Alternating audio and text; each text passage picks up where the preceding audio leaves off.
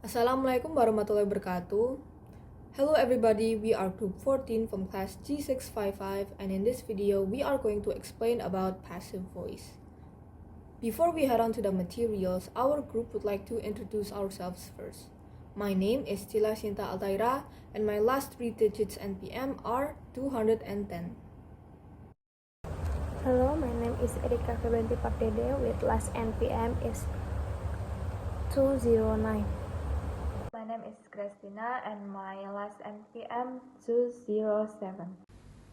My name is Fitria Salva Sabila with the last 3 digit NPM 075.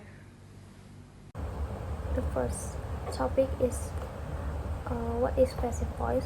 Passive voice is a grammatical construction where the subject of the sentence receives the action rather than performing it. We use object plus form of to be plus verb to or past participle plus by plus agent. The example, the meal was cooked by the chef. Key characteristic of the passive voice is focus on an object or result, not the doer. The second is the subject receive an action. The third is often used when the doer is unknown. Now, when to use passive voice? Passive voice is usually used when the doer is unknown or unimportant, or the result is much more important than the actions. Or it could be used when you must write something that sounds formal or more impersonal.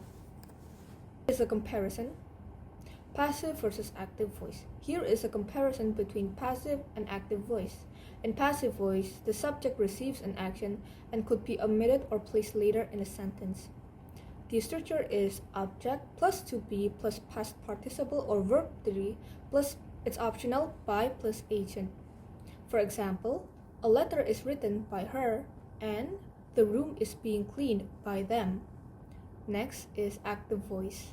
In active voice, the subject does the action and it is more direct and clear than passive voice. The structure is usually subject plus verb plus object. For example, she writes a letter and they're cleaning a room. Passive voice in present tenses. The first one, present simple, am or is or are plus verb 3. The second one, present continuous, am or is or are plus being plus verb 3. And the third one, present perfect, has or have plus been plus verb 3. For the example, the first one, the house is cleaned, and the second one, a letter is being written, and the third one, the project has been finished. Passive voice in past tenses. The first one, simple past, was or were plus verb 3. The second one, past continuous, was or were plus being plus verb 3. And the third one, past perfect, had plus been plus verb 3. For the example, the first one, the car was repaired, and the second one, the book was being read, and the third one, the house had been built. The next one is passive voice in future tenses. The first form is simple future.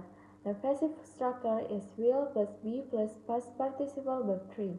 Example, the package will be delivered. This means someone will deliver the package, but we focus on the package itself. Next is future perfect. The passive structure is will plus have plus been plus past participle verb 3. Example, the report will have been completed. This means that the report will be finished by a certain point in the future. And the last is passive voice in modal verbs. The structure for the passive voice with modal is modal can, must, should, and etc. plus be plus verb 3. Verb 3 means the past participle form of the verb. Example, let's look at the example on the slide. The rules must be followed. In the sentence, we don't focus on who must follow the rules. We focus on the rules themselves. Thank you everybody for paying attention to our video. Hopefully this video will be helpful to you in learning English. Wassalamualaikum warahmatullahi wabarakatuh.